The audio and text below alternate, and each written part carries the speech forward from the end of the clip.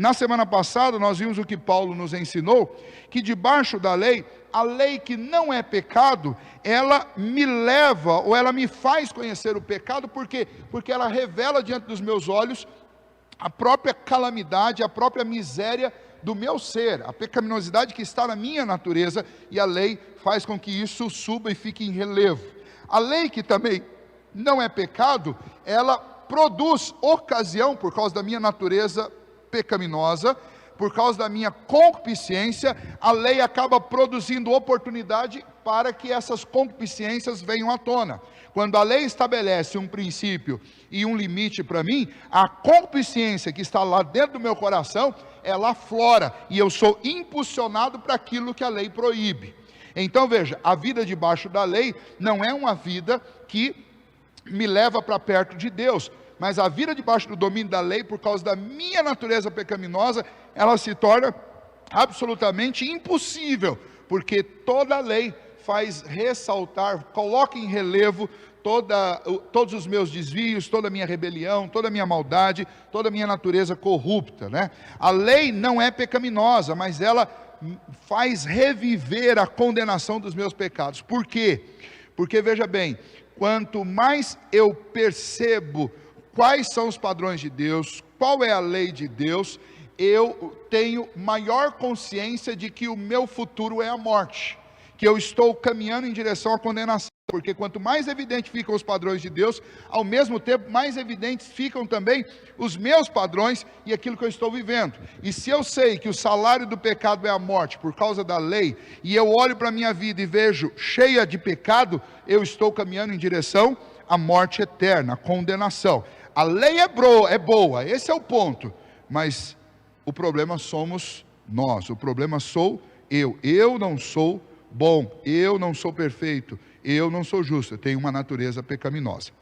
A vida sem o Espírito, que é a vida do não convertido, a vida de um religioso ou de um pagão, debaixo da lei de Deus, ela é uma vida terrível, porque ela caminha em direção à condenação eterna, porque não há como escapar a estes padrões.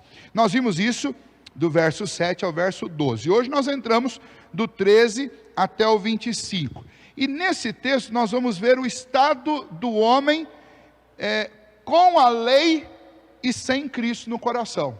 Então nós vamos caminhar um pouquinho mais. Até aqui nós vimos o quanto a lei agrava a nossa condição diante de Deus, por causa da nossa natureza pecaminosa. Agora nós vamos ver como que é o nosso estado, quando nós conhecemos a lei, mas não temos Cristo. Basicamente nós estamos falando aqui da vida de um pré-cristão, ou seja, de alguém que já é religioso, conhece a religião, conhece a lei de Deus, conhece os princípios da verdade, mas não entregou a vida a Cristo. Então você tem uma natureza pecaminosa dentro de você, você tem um padrão elevado na mente, que é o padrão que você conheceu, na lei de Deus, que você aprendeu, e você tem uma distância incrível entre tudo isso e uma vida íntegra e autêntica. Por quê? Porque você tem um padrão na mente, mas você tem uma outra lei nos seus membros, no seu coração e nas suas ações. Esse é precisamente o estado do homem que conhece a lei, mas não tem Cristo. É vamos dizer assim, um pré-cristão. Quem usa essa terminologia de pré-cristão é o Dr. Martin Lloyd Jones, escrevendo um comentário sobre esse texto, sobre este capítulo. Ele fala que este capítulo não retrata a vida de um cristão e o seu conflito com o pecado e com a vontade de fazer o bem. Como muitas vezes nós cristãos olhamos para esse texto de forma superficial e acabamos achando ou pensando que o texto está dizendo isso. Olha, está vendo a luta do cristão? O bem que eu quero não faço, e o que eu não quero está sempre diante de mim, falando assim, está vendo? Paulo estava lá no passado, o bem que ele queria fazer, ele não fazia, e o mal que ele não queria estava ali sempre diante dele, ou seja, estava sempre bem perto dele. Qual que é o problema de acreditar que Paulo estivesse aqui por algum motivo, descrevendo sua própria vida? É que se isso daqui é a descrição da vida de Paulo, então Paulo não tinha nenhum êxito contra o pecado. E é esse o grande problema desse texto quanto às interpretações dele, porque se nós interpretarmos que esse texto está falando da vida de um cristão, convertido por Cristo Jesus, cheio do Espírito Santo de Deus, ele entra em contradição com o capítulo 6, e o capítulo 6 diz que nós não estamos mais debaixo do domínio do pecado, não somos mais escravos do pecado, mas o que Paulo descreve do verso 13 até o verso 25, é a descrição exata de uma pessoa que está escravizada ao pecado, e entra em conflito também com o capítulo 8, que nós vemos que a presença do Espírito Santo de Deus em nós, nos permite viver em novidade de vida, viver uma vida como uma nova criatura.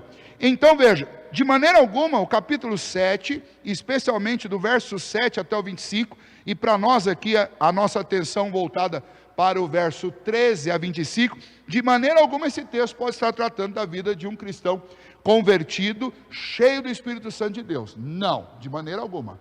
Isso daqui é de um pré-convertido, é de alguém que ainda não se converteu. Se de alguma maneira você se enxergar nesse texto, então você está em apuros. Se nós nos enxergarmos nesse texto aqui, nós estamos numa situação muito preocupante, muito grave, gravíssima, porque é fato que existe, nós vamos ver Paulo falando disso em outros textos, é fato que existe um conflito dentro do coração de um crente, dentro da vida de um cristão, um conflito entre a velha natureza e a nova natureza, mas esse conflito não é um conflito no qual os convertidos estão sempre sendo derrotados. Por quê? Porque não é assim. A presença do Espírito de Deus em nós nos garante a vitória, nos ajuda. Nós não vamos vencer sempre, talvez por uma falta de zelo, talvez por uma falta de intimidade com Deus, de busca por uma espiritualidade mais autêntica, mais real, mais verdadeira, mais constante, mas auxiliados pelo Espírito Santo de Deus, nós vamos ter vitória sim contra o pecado. Agora, quando lemos esse texto, nós estamos lendo o texto de alguém que está 100% derrotado pelo pecado, não é um cristão, tá? Como é que a gente então explica o fato de que Paulo está usando a primeira pessoa aqui, e ele não está colocando os verbos no passado, mas ele está falando do presente? Bom, aí você precisa relembrar aquele serviço de contextualização que nós fizemos na semana passada. Nós tivemos um longo trabalho de contextualização na semana passada, mostrando o quê?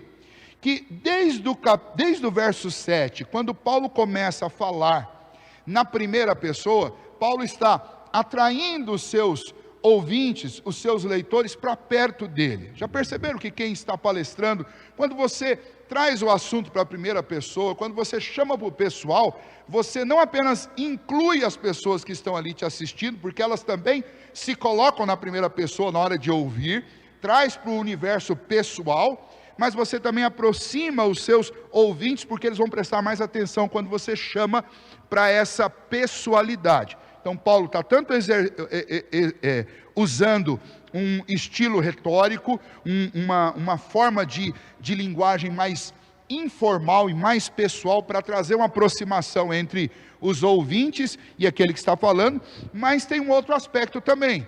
Paulo está se colocando na posição que é legítima para ele, de judeu, mas não naquele momento em que eles estão recebendo o Evangelho. Lembra que desde lá do capítulo 2, Paulo vem citando a questão daqueles que têm a lei, citando os cerimoniais da lei, citando a lei como um padrão que nós não conseguimos cumprir, citando o fato de que a fé, aliás, a salvação, esta obra de Cristo é alcançada mediante a fé e não mediante os méritos oriundos da obediência à lei. Ele vem citando a lei, ele está fazendo sem referência à lei, por quê? Porque ele está escrevendo para uma comunidade lá em Roma, que tinha um grupo enorme de judeus que faziam parte daquela igreja, e eram especialmente esses judeus, muitos deles que eram críticos do apóstolo Paulo, e muitos deles que viviam um conflito exatamente com a mensagem do Evangelho pregada por Cristo, e mesmo dentro da igreja, muitas vezes eles tinham aquela tensão de voltar aos cerimoniais, de voltar aos ritos do Antigo Testamento, de buscar novamente nas leis e na interpretação que os anciãos faziam das leis, um recurso para a vida deles, como se aquilo ali fosse algo a somar, a acrescentar a simples lei do Evangelho, a obra de Cristo Jesus, como se essa obra precisasse de mais alguma coisa. Então Paulo já está tratando não apenas da questão do pecado, mas ele está tratando também essa questão da religiosidade, que muitas vezes quer somar a Cristo alguma coisa, ou quer tirar Cristo da obra da redenção e tentar o homem mesmo construir o seu próprio caminho de salvação por si só. Ou seja, todas essas frentes Paulo ataca fazendo o quê? Paulo ataca usando aquilo que era muito comum e muito precioso dos judeus, que é a lei. E aqui, especialmente nesse texto, Paulo está chamando esses leitores, profundos conhecedores do contexto da vida dos judeus, para um momento muito específico. Que momento é esse? É um momento em que os hebreus, lá no Antigo Testamento, que foram libertos lá do Egito, e na caminhada ali para a terra prometida, inicialmente eles param um tempo debaixo do Monte Sinai, aos pés do Monte Sinai, onde Deus, através de Moisés, concede a esse povo a lei. E aí vejam só, o princípio aqui é que esse povo recebe a lei de Deus como um sistema de normas, como um sistema moral, como um sistema espiritual que eles deveriam seguir. E veja o choque que isso gera. Quando eles recebem essa lei, eles têm a obrigação de interiorizar essa lei, mas eles veem essa lei brigando contra a própria natureza deles. Então, pontos que para eles nem eram observados, de repente a lei fez com que eles soubessem que era pecado.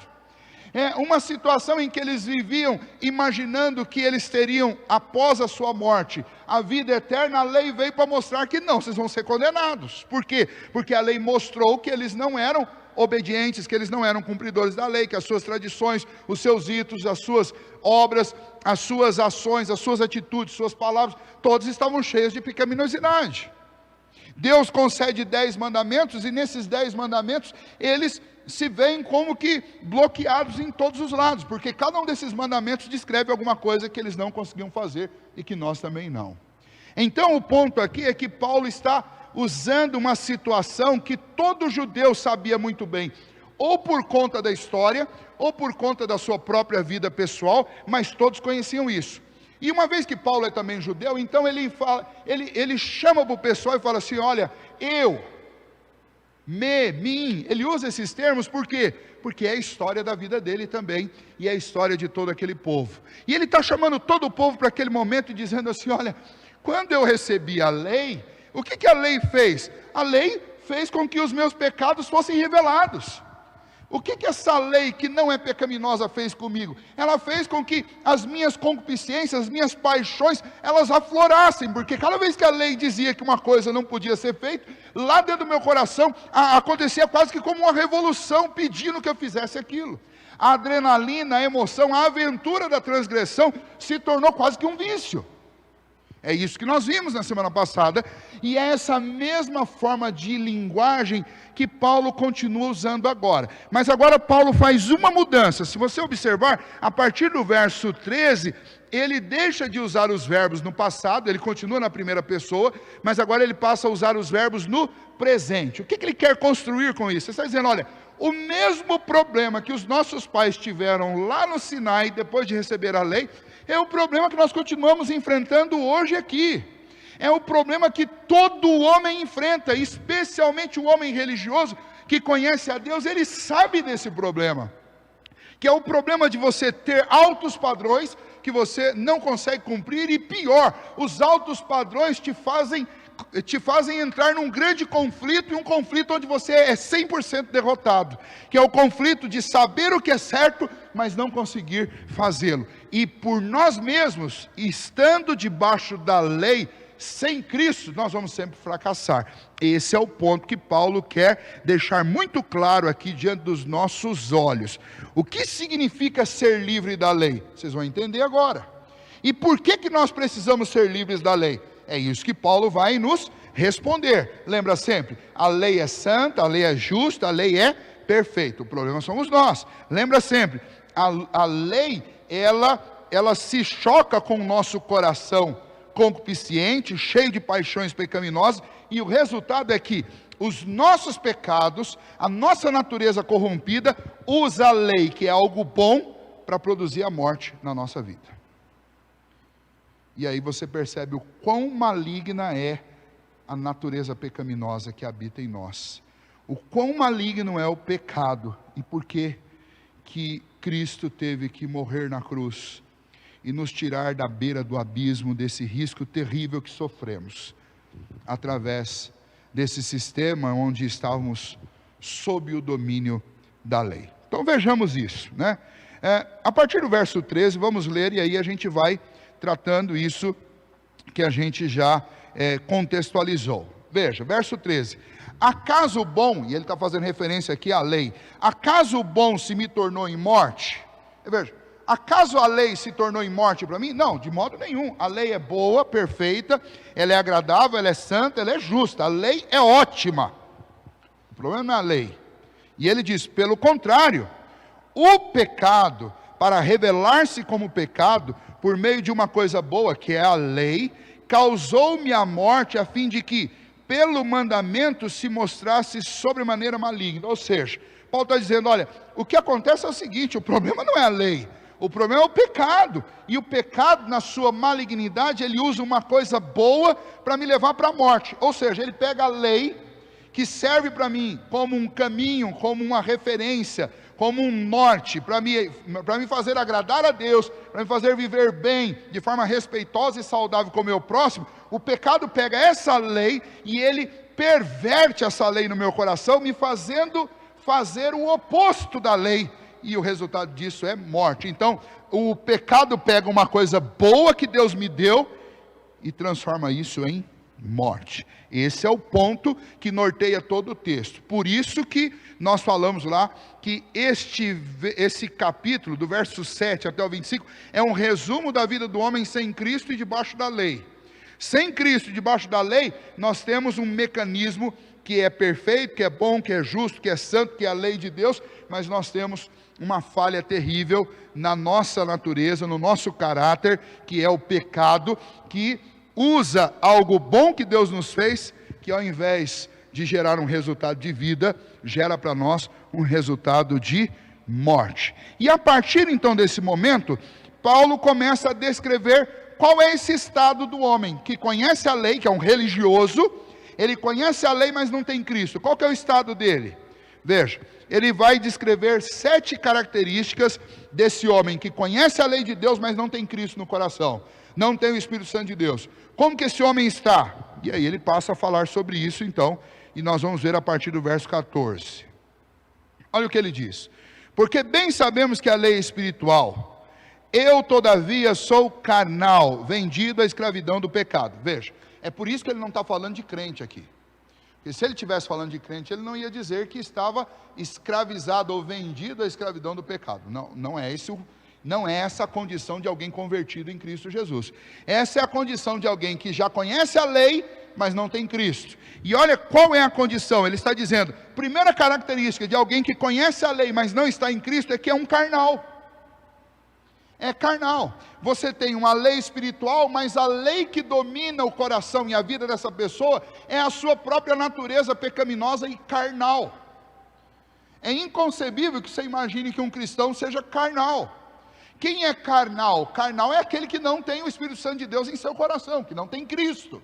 E uma vez que não tem Cristo, ainda que conheça a lei, ele não consegue obedecê-la. Por quê? Porque a lei é espiritual, e o que rege o coração dele é a sua própria carne, a sua natureza pecaminosa. E ele deixa claro isso no verso 14, porque ele diz que a natureza dele está escravizada ao pecado. Segunda característica, versos 15 e 16, porque nem mesmo compreendo o meu próprio modo de agir, pois não faço o que prefiro, e sim o que detesto. Ou seja, a mente dele está convencida a respeito do que é o bem, do que é bom, do que é justo, do que é reto. Quem convenceu a mente dele? A lei de Deus. Mas olha o que acontece, verso 16.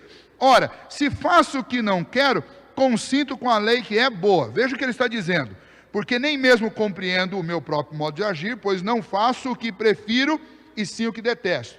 Ou seja, ele não faz o bem, ele faz o que ele odeia, ele faz o que é errado. Se ele faz isso, ele atesta, se ele confessa que o que ele faz é errado, ele atesta que a lei é boa, mas ele tem um problema com essa lei. A lei é boa, mas ele não consegue obedecê-la, ele não consegue nem sequer compreendê-la. Segundo estado do homem que tem a lei, mas não tem Cristo, ele não consegue compreender o seu modo de agir. Ele nem sequer se compreende, ele não consegue compreender como é que ele troca aquilo que é bom, aquilo que é o bem, por aquilo que ele detesta. Ele detesta, mas ele faz. E é incompreensível, porque ele está no estado de escravidão, que nem ele mesmo consegue entender isso. Esse é o estado do homem que tem a lei, mas não tem Cristo. E isso não é apenas em relação a questões religiosas. Você tem muita gente instruída no mundo, inclusive alguns instruídos até na própria lei de Deus, que na prática fazem coisas completamente opostas daquela que Deus ensina. Muita gente, inclusive dentro de igreja, que você ouve o discurso e você fala, mas o discurso é perfeito. Mas quando você vai ver na prática, a prática é o oposto daquilo que se discursa. E por que isso acontece? Porque é um coração que tem a lei, é uma mente que conhece a lei, mas não tem Cristo. E se não tem Cristo, você não consegue nem sequer compreender por que você vive essa dualidade. Você vive essa hipocrisia de saber o que é certo e gostar do que é certo e discursar sobre o que é certo, mas na hora de agir você faz o que é errado. Terceira característica do homem nesse estado, de conhecimento da lei, mas sem Cristo no coração. Veja, versos 17 e 18, nesse caso, quem faz isso já não sou eu, mas o pecado que habita em mim, porque eu sei que em mim, isto é, na minha carne, não habita bem nenhum, pois o querer o bem está em mim, não porém o efetuá-lo. E o que ele está dizendo então? Ele está dizendo é que o pecado habita nele. Não é apenas uma natureza pecaminosa, mas o fruto dessa natureza pecaminosa, que é o pecado, habita nele. E a ideia de habitação aqui é a ideia de completamente, é algo completo, não é em parte, não é um pouquinho, não é uma manchinha no tecido branco. A ideia aqui é que a natureza pecaminosa tomou conta de cada um dos centímetros, cada uma das células do corpo, da alma, do coração, da mente dessa pessoa. E por mais que ela conheça o que é certo, por mais que ela conheça a lei, ela não consegue realizá-la. Por quê? Porque ainda que ela queira, ela não tem condição, ela não tem força para efetuar, porque o seu corpo está completamente a serviço de quem habita nele. E quem habita nele é o pecado, e o pecado tem dentro dele essa força maior de dominar as suas ações. Paulo está dizendo isso para uma comunidade, especialmente de judeus, que conhecia profundamente a lei. Está falando com gente religiosa, e está falando a respeito da realidade nossa sem Cristo. Sem Cristo você pode ser muito religioso, você pode ser absolutamente instruído na própria lei de Deus, na própria palavra do Senhor, mas na hora do conflito, na hora H, na hora do dia a dia, o que acontece? Você não faz.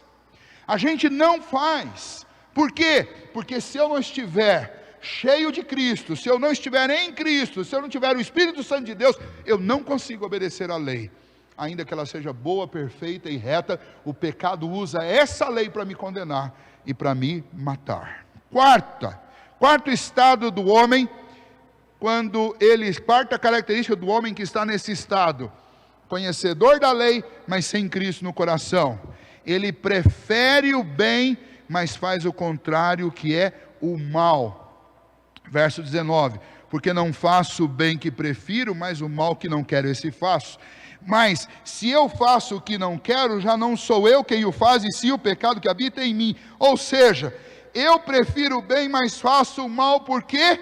Porque eu sou escravo de quem habita em mim, e quem habita em mim é o pecado. Portanto, mais uma vez, isso aqui não é a declaração de um crente, né? Embora Paulo está usando a primeira pessoa, ele não está falando dele, mas ele está retoricamente falando da realidade de todo o povo dele, incluindo ele também, quando conheciam a lei, mas não tinham Cristo. E agora, muito mais que Cristo veio, eles não podiam continuar nesse estado, muito pelo contrário, eles tinham que perceber quão grave, quão terrível é esse estado. Paulo está fazendo com os religiosos o mesmo que ele fez com os ímpios, lá no capítulo 1, quando ele diz, todos são indesculpáveis diante de Deus. Por quê? Porque Deus se revelou na consciência, porque Deus se revelou na criação, porque Deus se revelou aos homens, e os homens abafaram o conhecimento de Deus e trocaram o Criador pela criatura. Agora ele está falando com os religiosos, Deus se revelou a vocês, mas a natureza pecaminosa de cada um de nós, pegou a lei de Deus, que é boa e perfeita, e usou dela por ocasião de gerar concupiscência, e usou algo bom para produzir a morte, nos matou. Não importa o quanto nós sejamos conhecedores da lei, se não tivermos Cristo, nós estamos desesperadamente numa situação de reféns de uma natureza pecaminosa, porque ainda que conheçamos o bem, nós fazemos o mal, ainda que queiramos o bem, nós não conseguimos efetuá-lo. Por quê? Porque dentro de nós habita o pecado, e nós somos escravos desse pecado que habita em nós. Que situação desesperadora.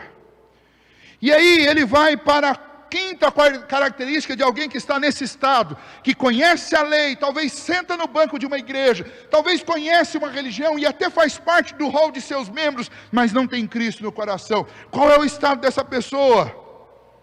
A quinta característica é que o mal reside nesse coração, e Paulo diz, o mal reside em mim. Não é apenas o pecado, mas essa força, essa natureza maldosa, maliciosa, que produz o pecado, ela está dentro de mim. Verso 21 ele diz, então ao querer fazer o bem, encontro a lei de que o mal reside em mim. Ele começa lá dizendo que o que ele quer, ele não consegue, e aí ele descobre que o pecado habita nele. Depois ele reconhece que existe dentro dele essa natureza pecaminosa, esse pecado está habitando completamente nele, e agora ele diz que é um mal, o mal reside em mim. Eu não consigo, ao querer fazer o bem, eu me deparo com uma lei terrível. E que lei é essa? É a lei que eu sou dominado por quem habita em mim. Quem habita em mim é o mal. Todo homem sem Cristo Jesus e sem a habitação do Espírito, por mais conhecedor da lei que seja, não consegue cumpri-la, porque o mal reside, o mal habita e o mal domina. Sexta característica de alguém que está nesse estado, de conhecedor da lei, mas sem Cristo no coração. Verso 22, porque no tocante ao homem interior, tenho prazer na lei de Deus. Verso 23, mas vejo nos meus membros outra lei, que guerreando contra a lei da minha mente, me faz prisioneiro da lei do pecado que está nos meus membros. O que ele está dizendo é que internamente, mentalmente, ele aprova a lei de Deus, ele enxerga os seus benefícios, mas externamente, no seu corpo, ele tem nos seus membros uma outra lei que faz guerra contra a sua mente, e o que ele vê é que antes que ele consiga dominar os seus instintos, que são os seus instintos naturais, animais, que são os seus instintos mais antigos, o que ele percebe é que nesse seu corpo, nesses seus membros, tem uma outra lei reinando, e essa lei domina sobre ele, e ele não consegue fazer o que ele aprova, mas aquilo que ele não aprova e que ele detesta, o seu corpo está sempre pronto a fazer. Ou seja, antes que ele consiga convencer-se de que o que é a lei de Deus é bom, é santo, é perfeito e justo e deve ser perseguido, lutado e executado, o corpo dele, antes que ele consiga vencer essas coisas, os seus próprios membros já estão executando outra coisa. Isso envolve todas as sensações do nosso corpo. E em sétimo, a sétima característica deste homem que está consciente da lei, mas não tem Cristo em seu coração, é um grito, e por isso o título dessa mensagem dessa noite, é o grito desesperado, que é o melhor momento na vida de um pecador, e vocês vão entender por quê.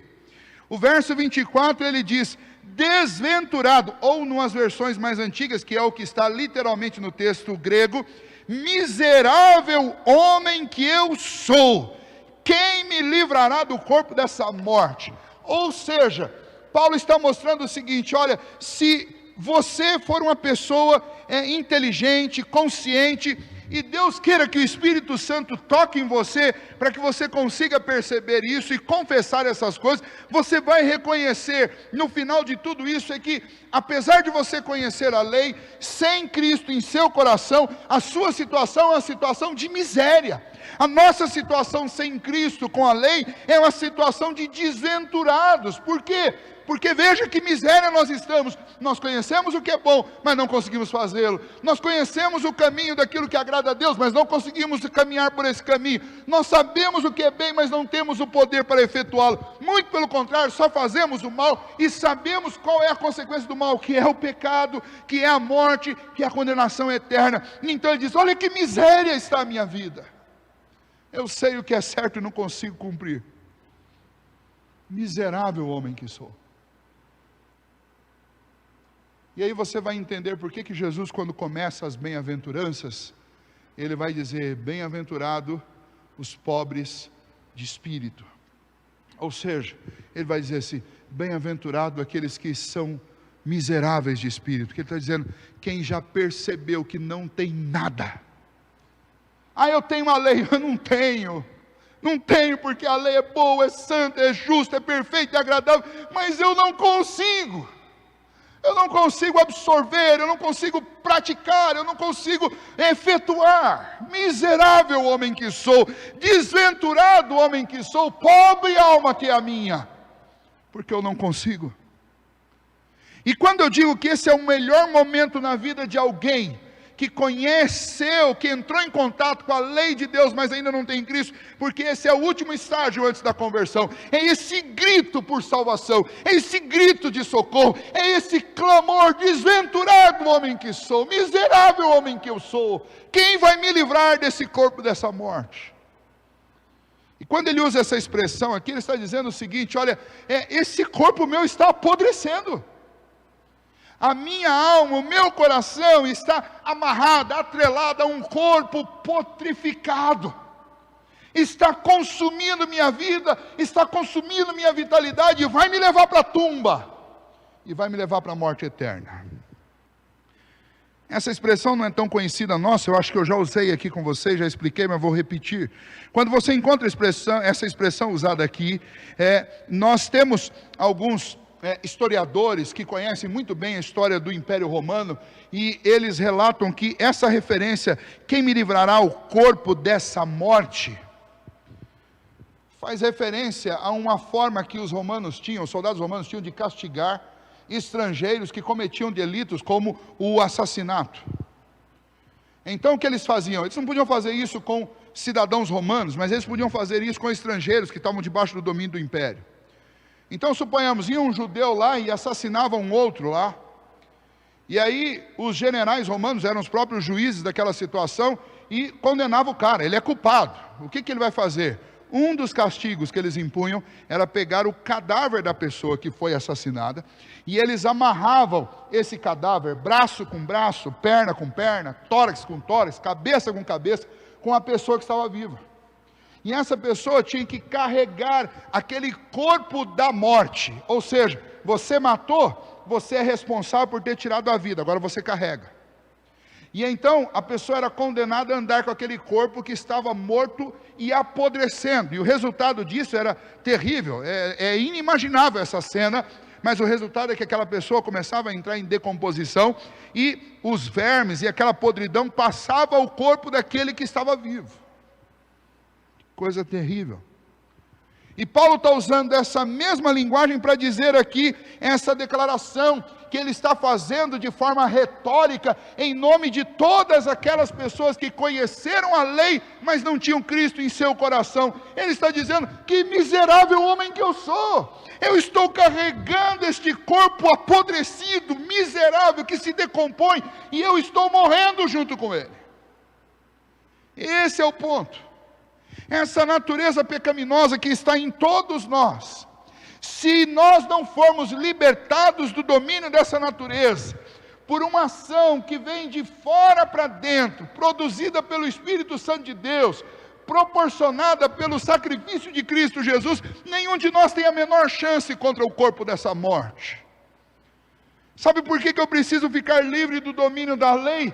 Porque por esse caminho eu não vou me salvar. Esse caminho é um caminho que me leva à miséria. Porque a lei que é santa, boa, justa e perfeita, ela esbarra na natureza minha que é morta, que é corrompida, que é apodrecida, que está em decomposição. E essa minha natureza usa a lei boa para me condenar. E aí veja, que antes que ele conclua essa declaração, porque o grito é: desventurado homem que eu sou, quem me livrará do corpo dessa morte? Você pula a parte A do verso 25, e veja a conclusão: de maneira que eu de mim mesmo com a mente sou escravo da lei de Deus, mas segundo a carne sou escravo da lei do pecado. Ele está dizendo: quem vai me livrar desse negócio? E aí Paulo adianta, dá um spoiler do capítulo 8. No início do versículo 25, é como se Paulo estivesse lá adiantando, tirando o sufoco, tirando a agonia de quem está vindo nessa argumentação dele. No início do verso 25, ele fala: graças a Deus por Jesus Cristo nosso Senhor. Porque a resposta para esse grito do homem: quem me livrará do corpo dessa morte? A resposta é o Salvador Jesus. É Ele que te livra. É Ele que nos livra dessa natureza pecaminosa, maligna, que está em todos nós, desde a infância. Nem as experiências, nem o conhecimento, nem a religião, nem a lei de Deus sem Cristo pode nos livrar desse Senhor. Então nós fechamos assim. Capítulo 6, Paulo mostra que Cristo nos libertou do domínio do pecado. Capítulo 7, ele chega para todo mundo e fala: mas vocês precisam entender que vocês não estão mais debaixo do domínio da lei, porque esse casamento sempre foi um casamento impossível, e se você insistir nele, esse casamento te leva para uma vida de mais pecado ainda, te leva para uma vida de hipocrisia. Esse casamento não te leva para a vida eterna, mas te leva para a morte eterna. Por quê? Porque a lei é má ou porque a lei é pecaminosa? Não, a lei é boa, a lei é santa, a lei é justa, a lei é perfeita. Mas nós temos uma natureza tão pecaminosa e tão maligna, que ela usa a lei que é boa para nos condenar e para nos levar para a morte. E quando você vai argumentar e testar isso, Paulo escancara para a gente que essa é a realidade de todos os homens, de tal maneira que Paulo nos chama para esse grito: desventurado homem que eu sou, quem vai me livrar disso? E então Paulo chama essa plateia toda para dizer: Jesus, Ele nos livra. Eu quero concluir dizendo o seguinte: talvez você seja uma pessoa que conhece alguma coisa a respeito de Deus, essa é a lei de Deus que você conhece até agora, mas nunca rendeu sua vida a Jesus, nunca buscou a presença de Cristo em você, e por isso mesmo a lei só serviu para aumentar o peso na sua consciência. Tudo que você aprendeu sobre religião e sobre a lei de Deus até hoje só fez aumentar o peso da culpa sobre você. Eu quero dizer para você que Jesus Cristo veio e morreu na cruz do Calvário para te livrar desse peso e para te proporcionar vida e vida em abundância. É por isso que Ele mesmo disse: vinde a mim você que está cansado e sobrecarregado, que eu vou te trazer alívio. Mas para que eu vá até Cristo, para que você venha até Cristo, é necessário que você entenda qual é a sua realidade. E a realidade do homem sem Deus é a realidade da miséria, da pobreza espiritual e da condenação inescapável à morte eterna. Por isso mesmo que Jesus disse: bem-aventurado os pobres e os humildes de coração, ou seja, bem-aventurado ou felizardos são aqueles que já reconheceram sua pobreza espiritual, e por isso eles buscam a Cristo Jesus. E Jesus diz: porque deles é o reino dos céus. Então deixa eu te dizer algo: se existe algo que nos separa de Cristo, e que nos separa dessa salvação graciosa, é o orgulho, é a presunção, é a arrogância de achar que nós somos alguma coisa. Jesus veio buscar e salvar o que estava perdido. E enquanto eu não entender que eu sou essa pessoa que estava perdida, eu não posso contar com a graça e com o favor de Cristo. Enquanto eu não soltar as rédeas da minha vida e entender que eu por mim mesmo não posso me salvar e não posso melhorar, mas somente com a ação de Cristo em mim, estas mudanças podem acontecer. Enquanto eu não admitir isso, nada acontece. Por isso minha oração é que nesse momento o Espírito do Senhor te quebrante e te faça reconhecer, como fez com muitos, como tem feito na minha vida. Enquanto o Espírito Santo não nos faz reconhecer que somos pecadores e que precisamos da graça do Senhor, que somos miseráveis, pobres, cegos, nus, não há redenção em nossa vida. E eu louvo ao Senhor pelas vezes em que Ele já fez isso no coração de todos aqueles que hoje o confessam em nome de Jesus. Eu louvo ao Senhor porque um dia, na minha miséria, Ele me encontrou e me salvou. E essa pode ser a história da sua vida também. Reconheça a sua necessidade de Cristo, porque lei e moralidade para nenhum de nós serve como caminho de salvação, porque somos imorais e somos desobedientes e rebeldes.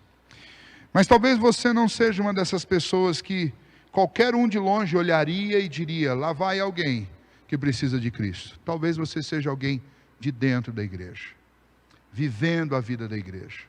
Talvez o filho de um crente, ou talvez alguém que veio para a igreja, gostou do que viu e continuou andando no meio do povo crente. Mas sempre olha para você com olhos de complacência e se acha um grande cumpridor da lei de Deus.